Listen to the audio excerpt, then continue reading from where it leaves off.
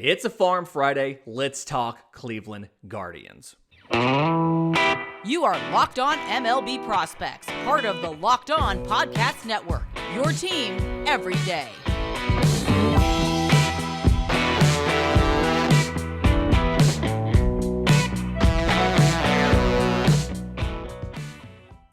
Yes, welcome on into Locked On MLB Prospects, your home for all things minor league baseball. I'm your host, Lindsey Crosby, baseball writer for Sports Illustrated. Thank you for making this your first listen every single day. And I've been both really excited and really nervous to do this Farm Friday. Okay, so Cleveland's a team that has a lot of different directions they can go, and an organization that has a lot of moving parts right now. The MLB team, one of the younger teams in baseball. Matter of fact, I believe the average age of the Cleveland Guardians, the MLB team, is younger than the average age of most AAA teams. So incredibly young team. Lots of guys that called up this year, last year, and then lots of talent in this system, especially in the middle infield. There's no way I'm going to get to everybody in this 30 minutes. So if you want more information about this system, about these players, go follow Jeff Ellis at Locked On Guardians. He is all over both the major league team, the minor league system. He's preparing for the draft. He's going to be my co-host for our draft recap that'll come out probably live Sunday night on day one of the draft towards the end of the first day of broadcast. He'll be my co-host for that. So go follow him. But a little bit different format today. Typically, the first segment is A-ball, Single-A and high A. And then second segment's Double-A. There's so much talent in Double-A that I'm going to kind of quickly breeze past A and high A. The A-ball team, the Lynchburg Hillcats, Lynchburg, Virginia, finished last year 58-62, 13 games back. This year, in the first half, we just finished the first half, 35-31, tied for first.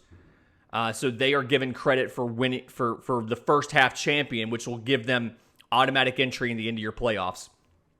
Not a ton of high-level talent here. The kind of the guy to highlight their 2020 first-rounder Carson Tucker, shortstop out of high school, Phoenix, Arizona. He is the younger brother of Cole Tucker. So made his pro debut last year in the Complex League, only played 6 games. So this year, something where he's had less than 30 at-bats, hasn't had a great start. Something where his raw tools are pretty decent. We just need to see what he looks like in professional baseball. Yeah, he's got above average power. I think combine that with his swing, kind of a short, consistent swing, he can be at least an average hitter. He's a plus runner. Good feel for defense at short. I think he could be an above average defender. He's got above average arm. Again, good speed.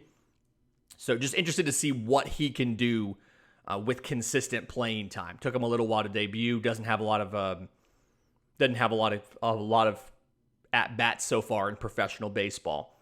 And then high A, the Lake County Captains in East Lake, Ohio.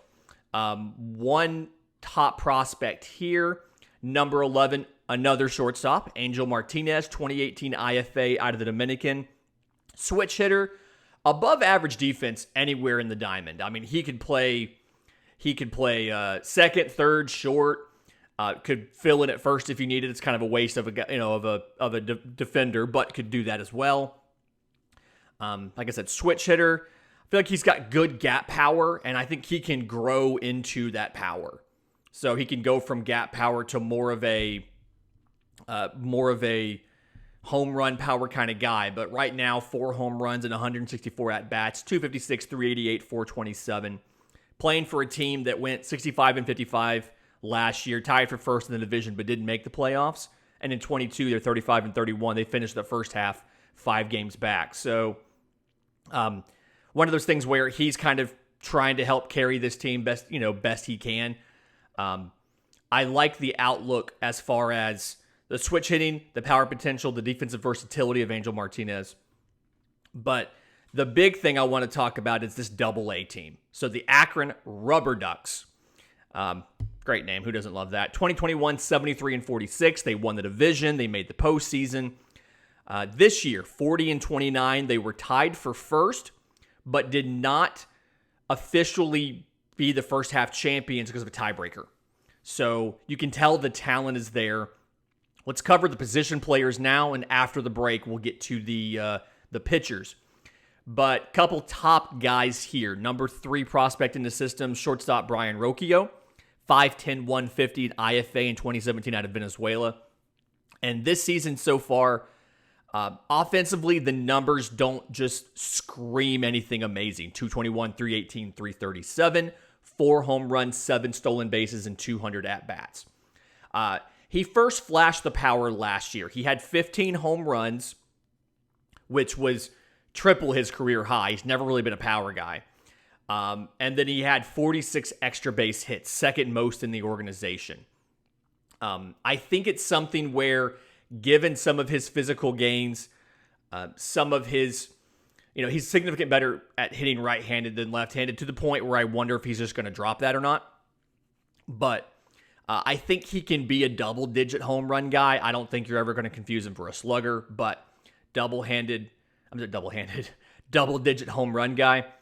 But his calling card is the defense. So they nicknamed him the Professor. Very good in-game awareness, very good baseball IQ, is very much on top of what he needs to do. And he's one of those guys where the tools play up because of the makeup and his intelligence. Above average runner. Arm strength is average, but he's got an excellent anticipation for positioning, for understanding what a runner is going to try to do. And so, again, plays up. I see him as having plus defense. Soft hands go along with that, so that kind of helps. Offensively, like I said, not a ton of power. Smooth, consistent swing, good pitch recognition. Doesn't walk a lot.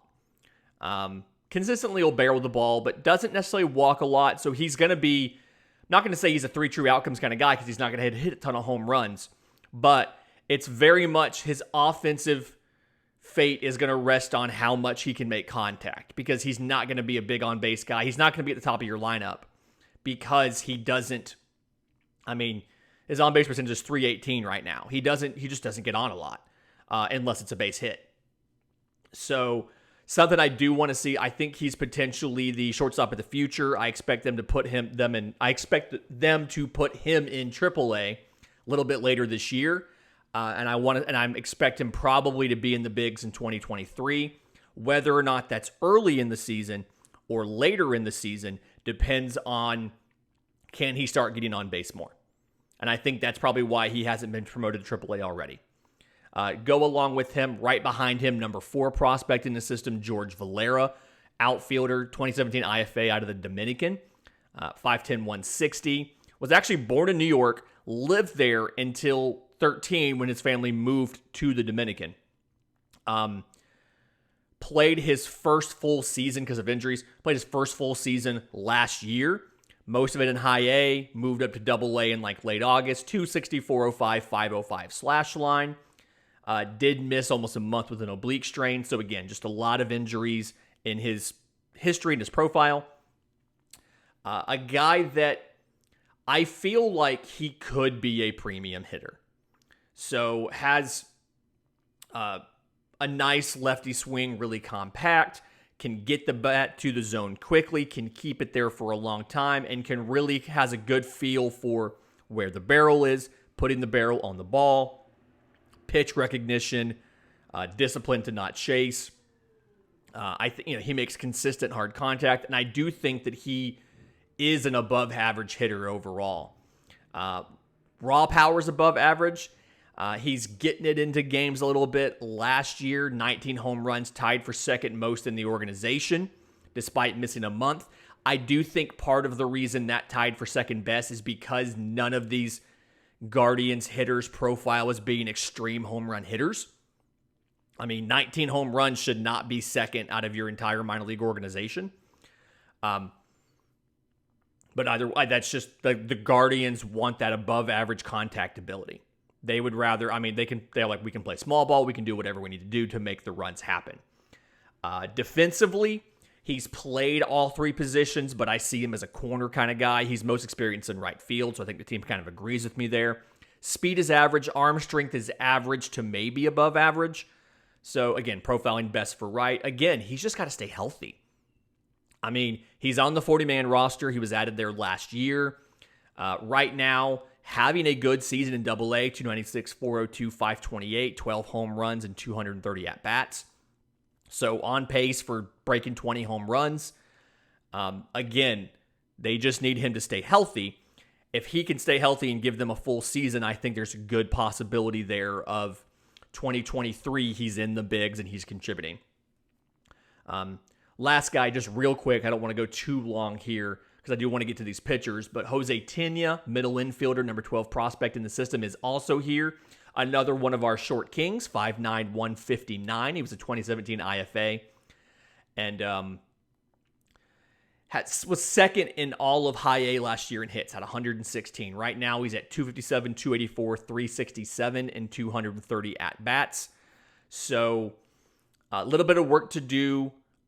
Smaller frame, pretty aggressive, doesn't walk a ton. I think he's going to, he strikes at about 1/4 of the time. I think he's going to need to work on that a little bit to keep moving up.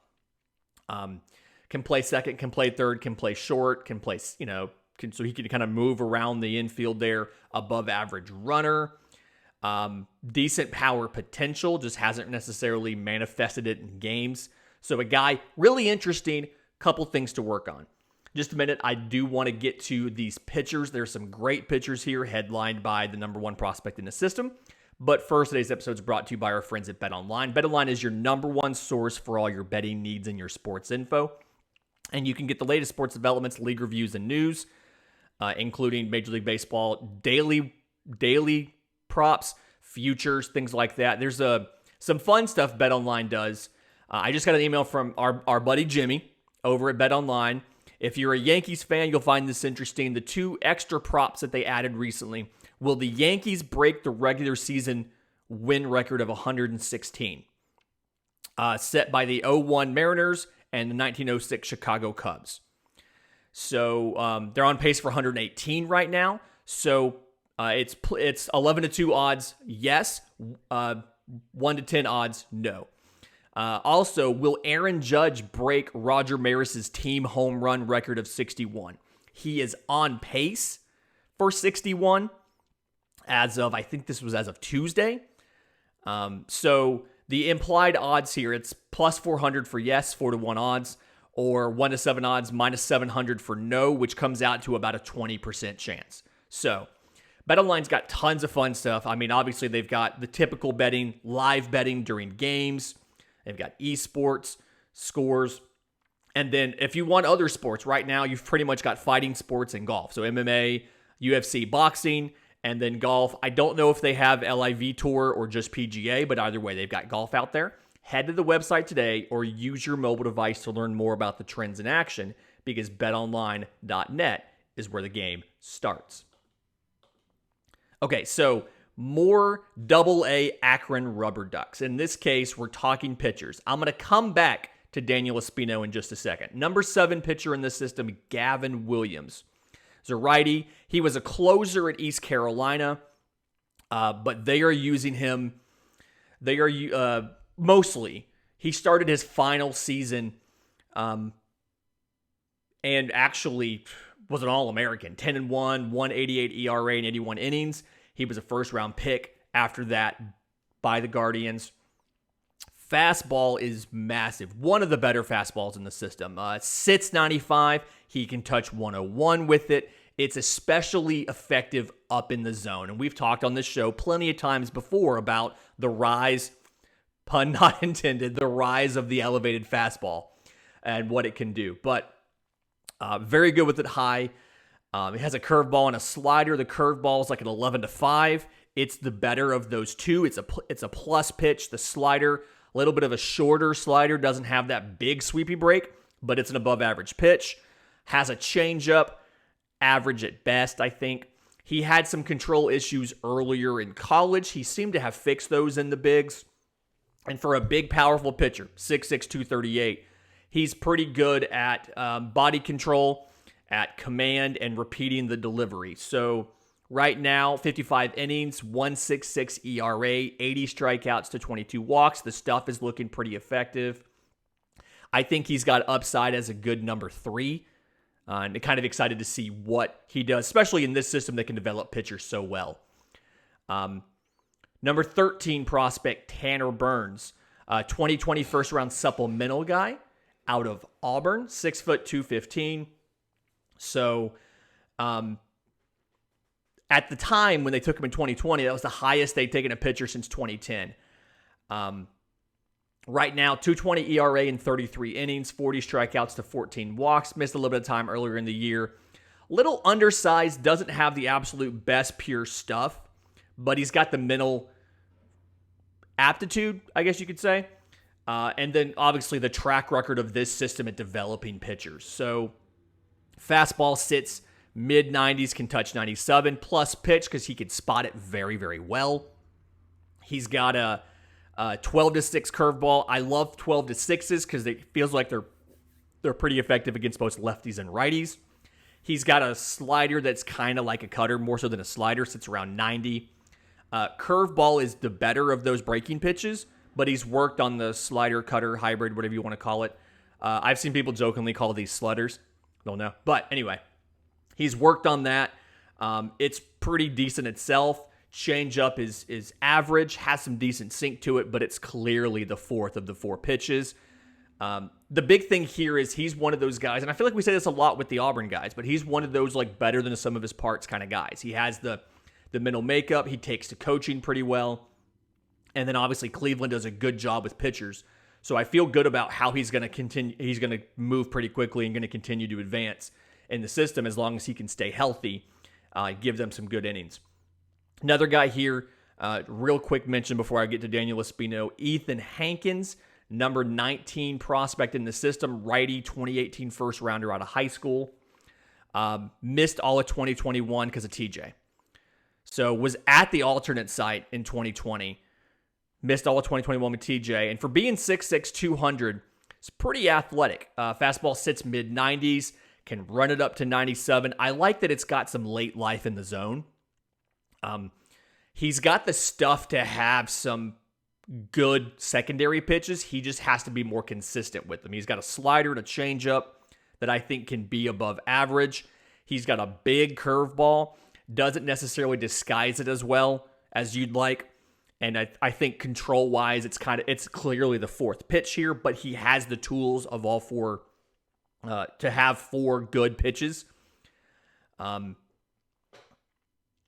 Controls these pretty decently, but I mean, he's still a young guy. He's only 22, and as he's kind of grown into this frame, he's had some of those issues with the proprioception and understanding where things are. So, I mean, between the way that they treat prep pitchers, how careful they are with them, and then the pandemic, and then now the injury in 21, he's only thrown 63 innings in pro ball. So a guy, a lot of tools, not necessarily going to do much. You know, the goal this year is get him back on the mound, get him back into action. He's got tons of upside. You just have to see him in action. And if we talk about tremendous upside, we got to talk about Daniel Espino. So 2019 first rounder out of high school, number 1 prospect in the system. 6'1", 205, so not a huge guy, but very good athleticism. And then he kind of has like explosive body movements. Fastball sits 96, can touch 99. Sliders, I think, potentially a plus pitch. Has a curveball to go with it as well. A changeup that is, I think, can be average, which would give him 4 average to above average pitches. Obviously, the fastball is a plus, one of the better ones in the system. Sliders, fastball's close to double plus. Sliders plus. Curveball and changeup are both average to above average, depending on how that happens. Swing and miss stuff. Last year, 91 innings, had 152 strikeouts. Has to get a little better with command. He relies a lot on getting dudes to chase. Doesn't work as much when you go up. Issue here is, and we mentioned this when we talked about our favorite prospects yesterday, he's out right now due to injury. So Shoulder injury. I think he had a knee injury or an elbow injury. Indefinite timeline to return. So we need Daniel Espino to be healthy. I do think that's probably going to slow down his pace a bit. He's only thrown 19 innings this year, 2.45 ERA, 35 strikeouts to 4 walks in those. So looks good, just has to get on the mound. So needs to build his innings, keep his command going, and then stay healthy. I think he can be a number 2.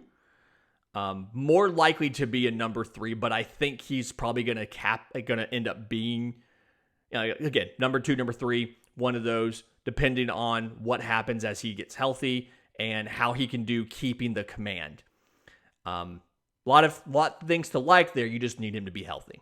So, in just a minute, I want to get to the Double-A Columbus Clippers, another big group of top prospects there. So YouTube, it's just us right now. The audio folks are listening to ads. So I want to tell you, thank you for being here. I really do appreciate it. If you do us a favor, like and subscribe really does help the show a ton as far as discovery, helping us show up in other people's feeds and growing the game a bit. If you have questions, for a mailbag or just about your favorite player, I'm on Twitter at Crosby Baseball. It's on the screen right here. Shows on Twitter at Locked On Farm, or you can email us, lockedonmlbprospects@gmail.com. My goal here with this show is to give the people what they want. So I want to give you, I want to talk about what you want to hear about. I want to answer the questions that you have and talk ball with you. Thanks. Okay, Double-A Columbus Clippers. So Columbus, Ohio, last year, 59-68, 13.5 games back. This year in the first half, 42-32, finished only 2.5 games back in the race to win the first half. But bunch of top prospects here. I've picked out 4 or 5 of these guys that I'm really intrigued about. A couple shortstops. So Tyler Freeman, 2017 second rounder out of high school, was committed to TCU. They spent a little bit of money to buy him out of that. And just has been the most consistent hitter all the way through. Lost some time in 2021 with a labrum tear, had season-ending surgery in August. So this year in Double-A, 191 at-bats, 257, 360, 356, 4 home runs, 3 stolen bases. On his career, 319, 378, 445. Strikes out less than 10% of the time. So he's going to be a plus hitter, I'm pretty sure. Very aggressive at the plate, doesn't walk a lot. Seeing that theme a lot in this system. Guys that are very aggressive, that don't walk a ton, and don't have a ton of power. He showed up a little bit in the 2020 alternate site stuff. Kind of showed up consistently stronger. In 2021, a third of all of his hits went for extra bases. Only had 2 home runs, though. So not going to be a major home run threat, but hits enough, hits with power enough to keep folks honest. He's going to put balls in the gap, take extra bases, and things like that. Was drafted as a shortstop. Continues to play there right now. Good hands, decent infield actions, but average runner, average arm strength, range is limited. But they've played him a little bit at third. I think second's going to end up being his home. And either way, the bat's the carrying tool. He'll be an above average second baseman. Defensively, he'll be fine. Offensively, he'll be above average. So, one of the better pure hitters, and I do think he is going to be the second baseman of the future. I could see them calling him up a little bit later, sometime after the All-Star break and giving him a shot at that second base job. But good player, good fielder, like what we see there. Another guy who plays short, because they have a ton of these guys, Gabriel Arias, shortstop, number 5 in the system, 2016 IFA, was actually traded as part of the Mike Clevenger deal from the Padres. So went straight to Double-A last year, hit 284, 348, 454 at 21 years old. Fantastic defensively, and he does all of this despite this having below average speed, because he's got good footwork, good anticipation, good positioning. arm strength he's got a cannon. I mean, plus arm strength, one of the best infield arms in the system. So you love that. Offensively is where you have questions. Really good athlete, a lot of raw ability, surprising above average power, but just not not great at getting on base. He lowered his strikeout rate last year to 23%. Career low, 23%. Very aggressive at the plate. Again, a thing I feel like I've said 5 times today. Not gonna walk a ton. Should be probably a fringe average hitter. And so he's one of those defensive first shortstops. You'll call him up. You'll be happy with how he does defensively. You'll always be looking to see if you can find a guy to replace him at short, and you probably won't. It'll be really hard to find one. That's the kind of package you're getting here. Very, very good defense. Not quite going to go out and say gold glove defense, but very good defense, fantastic arm strength. But you're going to have questions about offensively. Like, you're going to be consistently be looking for an offensive shortstop to replace him. Just a thing that's going to happen.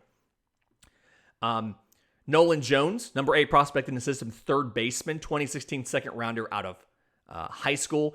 He was expected to break out earlier, to kind of hit the big leagues earlier. Had a high ankle sprain last year. Season ended early. But plus raw power, can drive the ball to all fields. But last year, walk rate went down, strikeout rate went up, was struggling with off-speed stuff, kind of pressing a bit. And so it's something where he's got plus arm strength as well, but he's coming off the worst season he's had as a professional last year. This year, looking much better. 292, 390, 462. Small sample size, only 65 at-bats because he started the season late. And something where obviously you have Jose Ramirez at third base. They've tried him a little bit in the outfield. I think it's something where, given his arm, he could play right field. Speed is decent enough to make that happen. So I think we have to kind of, offensively, he's starting to fix things, although granted the power is still not back. You just got to work on where you're going to play him, because you've got Jose Ramirez, who you're not moving for, like a decade now? They just signed him to a big deal. A guy, the highest catcher in the system, wanted to make sure I included him in this. Number 9 prospect, catcher Bo Naylor. 2018 first rounder out of high school, out of Ontario, Canada. That was fun. So first time in his career, he actually struggled a bit last year. Hit 188, 280, 332. Was one of the youngest players in Triple-A. And was the full-time catcher. So he was handling a staff, doing all of that. It's kind of surprising. He did really well at the alternate training site in 2020. And this year, he's recovered plus some. So stats in AAA, 253, 401, 443, 7 home runs, 11 stolen bases for a catcher, 194 at-bats. So he started off kind of as more of a contact hitter than a slugger. His strikeout rate went up. His walk rate decreased last year. He's fixed a lot of those things this year, showing solid power, above average speed, obviously. And you can kind of see that when you watch him play defense. He's very athletic, so he can play well behind the plate. He can block stuff. He can frame pretty decently. Played a lot of third base before he was drafted, but he's kind of been exclusively a catcher. I do think, need to clarify, younger brother of Josh Naylor, who's on the team. I think that there's a very obvious and easy path to call him up to the big league team this year. So this is one of the youngest rosters, like I mentioned earlier in the show, one of the youngest rosters in all of MLB and a lot of AAA too. The catchers are the exception. Luke Miley, 31, Sandy Leon, 33. So these two guys are the catchers right now, the active catchers. I think there's obviously Austin Hedges is hurt, who's about to turn 30 anyway, but Austin Hedges is hurt, so you've got these guys as your catchers. I do think at a certain point, depending on how Austin Hedges comes back from that concussion, It may be something where you may this season turn to Bo Naylor. If not, it may be the end of the season, early next year. What I don't want to do is I don't want to call Bo Naylor up and let him play twice a week. If you call him up, he needs to get a majority of the starts. And if it looks like Austin Hedges is going to be out for a while, then I think you can call Bo Naylor up and let him play. You can let a guy like a Luke Miley or a Sandy Leon back him up. But right now, you've got two veteran catchers that are replacement level. That's what you have right now. And so if they can't handle the load and Austin Hedges hasn't come back, I see a path to calling up Bo Naylor and letting him take the job. But you're probably looking at 2023. He's going to compete to be the starting catcher in the system, or the starting catcher in Cleveland coming out of spring training. Last guy I want to make sure I get to here, top 10 prospect in the system, lefty Logan Allen, 2020 second rounder out of college. 73 innings pitched this year, 3.33 ERA, 104 strikeouts to 22 walks. Broke out last year, went 9-0, 2.26 ERA, 111 innings with 143 strikeouts to 26 walks. So not as, and that was in Double-A last year. So not like little bit more higher walk rate this year. Strikeouts are kind of tracking along that exact same path. And a guy that 6'1", 180, so a little bit smaller, doesn't have the big arm. I mean, fastball sits around 90, 91. He can run it up to 95, but his best pitch is the changeup. So it's he can use it against both lefties and righties. It's a really good 1-2 combo off the fastball. And he's that guy. The breaking pitches are, I mean, he has a slider, just not, the breaking pitches aren't great. And it's a shame because he's got some of the best control in the organization. Very athletic. He played both ways in college, so very athletic. Has a lot of that. I think he's going to be a decent back-end starter, your number 4, your number 5. The big thing here is again, the control and the deception. So he can, the fastball, the changeup, he can throw both of those to all 4 quadrants of the strike zone. He can put them exactly where he needs to. And then he gets a lot of deception. Those 2 pitches disguise really well out of the arm. The arm speed's the exact same. The release point's the exact same. And they do that tunneling thing really well. So if you can figure out that third pitch, you know, I mean, if you can get that slider a little bit better, I think it can be average. And once that manifests, you're looking at a number 4, number 5 starter. It's just a question of how good is that slider going to be. Because again, control is plus, changeup is plus, fastball is above average. If you can get the slider to average, you've got a number 4, number 5 right there. Granted, you have a ton of depth at the big league level. They're all young: Tristan McKenzie, Aaron Savali, Shane Bieber, Zach Plesac, Cal Quantrill. So you got a bunch of pitchers already. But I think Logan Allen can be a contributor at the big league level and would give you a lefty in the starting rotation, because right now you've got 5 righties, and it is useful to have that different profile to be able to show folks. What a great week this week. Had a fun time. Next week, July 4th, we do have a show on Monday, so we're not taking the holiday off. You'll get 5 shows next week. We are building up to the draft. Draft's coming up in just a few weeks. We're going to go live on Sunday night to recap night 1 of the draft. Not this upcoming weekend, but after that. If you have questions for the mailbag, I'm on Twitter at Crosby Baseball. The show's on Twitter at Locked On Farm, or you can email us, LockedOnMLBProspects@gmail.com. But until we get there, enjoy your weekend. And this has been Locked On MLB Prospects.